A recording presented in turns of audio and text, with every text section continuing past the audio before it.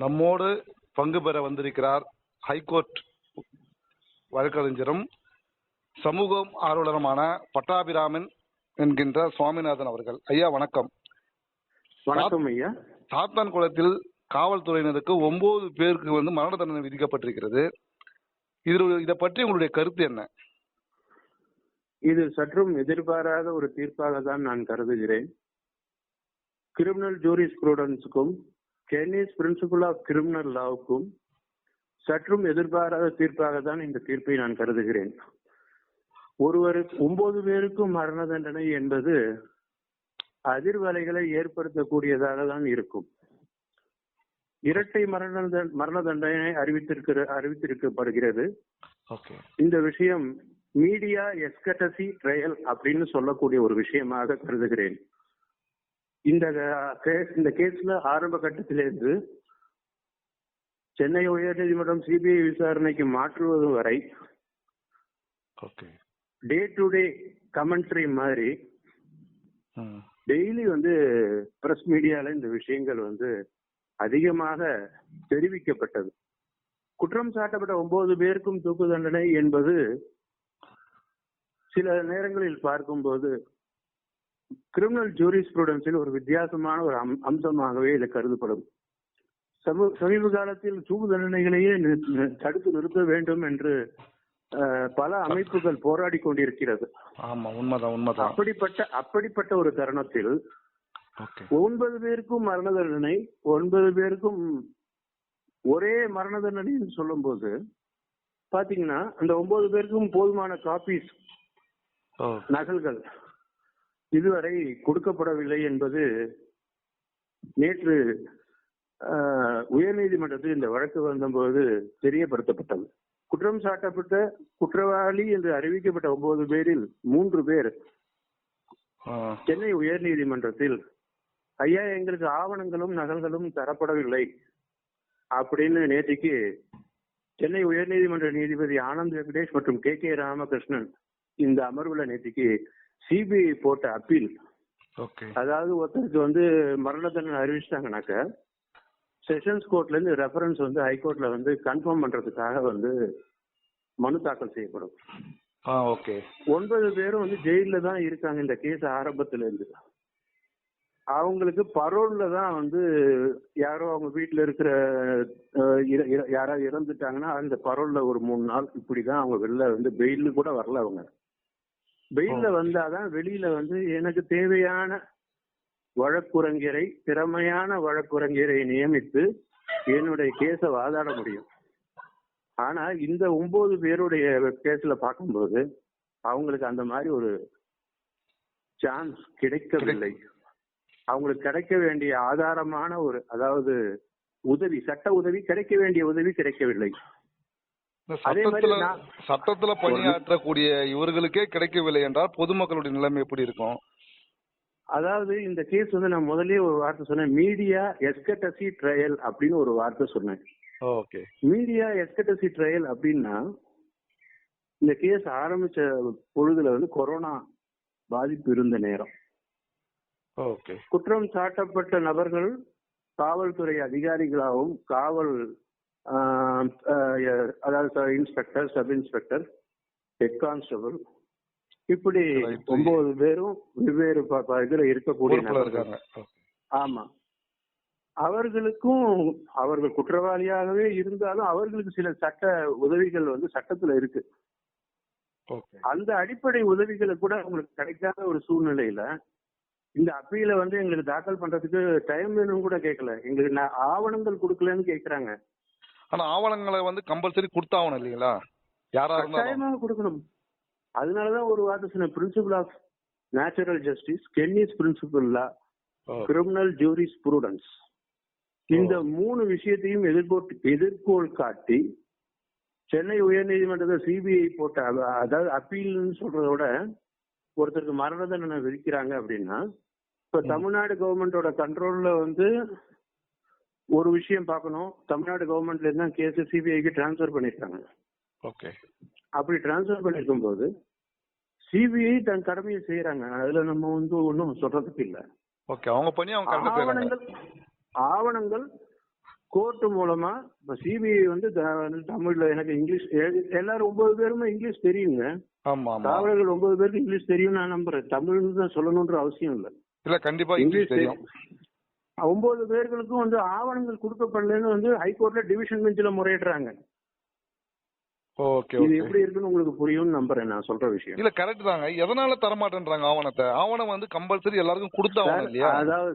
அதாவது இந்த கேஸ் வந்து ஆரம்பத்திலேயே மீடியா எஸ்எஸ்சி ட்ரையலா இருக்கிறதுனால இன்ஃப்ளூயன்ஸ், மீடியாவோட இன்ஃப்ளூயன்ஸ் இந்த கேஸ் அதிகமாகவே இருக்கு. ஓகே. அப்படி இருக்கக்கூடிய சூழ்நிலையில நான் தவறாக சொல்லல, அப்படி இருக்கக்கூடிய சூழ்நிலையில ஒருத்தர் குற்றவாளியே ஆனாலும், அப்சல் குருன்னு ஒருத்தர் இருந்தாரு பாம்பேல வந்து தீவிரவாதிகள் தாக்குதலுடைய மெயின் இதுவா இருந்தவர். அவருக்கு கூட பாத்தீங்கன்னா நைட்டு 11:15 சுப்ரீம் கோர்ட்ல எஸ்எல்பி மூவ் பண்ணாங்க. அவரை தூக்கு தண்டனையை நிறுத்தி வைக்கிறதுக்கும் இதர நடவடிக்கைகளுக்கும். இந்திரா ஜெய்சிங்னு சொல்லிட்டு அசிஸ்டன்ட் சொலிசிட்டர் ஜெனரலா முன்னாடி இருந்தாங்க. அவங்க தான் இந்திரா ஜெய்சிங் தான் வந்து அப்சல் குருக்கு சுப்ரீம் கோர்ட்ல அப்பியர் ஆனாங்க. ஆனா இந்த 9 பேரை பொறுத்த வரைக்கும் அவங்களுக்கு தேவையான சட்ட வல்லுநர்களையும் சட்ட உதவியையும் அவர்களுக்கு கிடைக்கவில்லை என்பதுதான் முக்கியமான கூற்றாகும். இந்த 9 பேர்களுக்கும் எந்த பெயிலுமே கிடைக்கல. நல்லா தெரிஞ்சுக்கணும். 9 பேருமே இந்த கேஸ் ஆரம்பிச்சதுல இருந்து இன்னி வரைக்கும் ஜெயிலுக்குள்ளதாக இருக்கிறாங்க. எனக்கு தேவையான வழக்குரைஞர்னா அதாவது எப்படி அர்த்தம்னா, நான் வந்து பணம் செலவு பண்றதை விட நேர்மையா வாதாடக்கூடிய வழக்குரைஞர்கள் எனக்கு வச்சுக்கிறதுக்கு எனக்கு ரைட்ஸ் இருக்கு இல்லையா சட்டத்துல. குற்றவாளியா இருந்தாலும் நான்றது என்ன சொல்லல, எல்லாருக்குமே, எல்லா நபர்களுக்கும் பொதுவான எல்லா குடிமகன்களுக்கும் வழக்கறிஞர் ஒருத்தர் நியமனம் செய்வதற்கு உரிமை இருக்கிறது. அவர்களுடைய உறுதிப்பாட்டுக்கு ஏற்பட்ட வழக்குரைஞர்களை தயார், அதாவது அவங்களை அப்பாயிண்ட் பண்றதுக்கு அவங்களுக்கு எல்லா உரிமையும் ரைட்ஸ் இருக்கு. Okay okay. அரசாங்கத்தோட கடமையும் அது. ஓகே. இந்த 9 பேருக்கும் பெயிலே இல்லாம ஜெயில இருந்துதான் தூக்கு தண்டனை அறிவிச்சிருக்காங்க. அது சட்டப்படி தவறு தானே அது? அதுக்காக தான் இப்ப வந்து எனக்கு தேவையான ஆவணங்களே தரலன்னு ஒரு அதாவது குற்றம் சாட்ட நபர்கள்ல 3 பேர் வந்து முறையிட்டு இருக்காங்க கோர்ட்ல. இப்ப இவங்களுக்காக தனிப்பட்ட வழக்கறிஞர் யாரும் நியமிக்கப்படவில்லையா? இது வரைக்கும் நியமிக்கப்படல. அவங்கதான் அவங்க அப்பீல குற்றம் சாட்டப்பட்ட வழக்கறிஞர் இது நபரை பாத்தீங்கன்னாக்க 3 பேர் வந்து எங்களுக்கு நகல் தரல, நாங்க வந்து வேற வழக்கறிஞரை வைக்கிறதுக்கு எனக்கு டைமும் கொடுக்கல.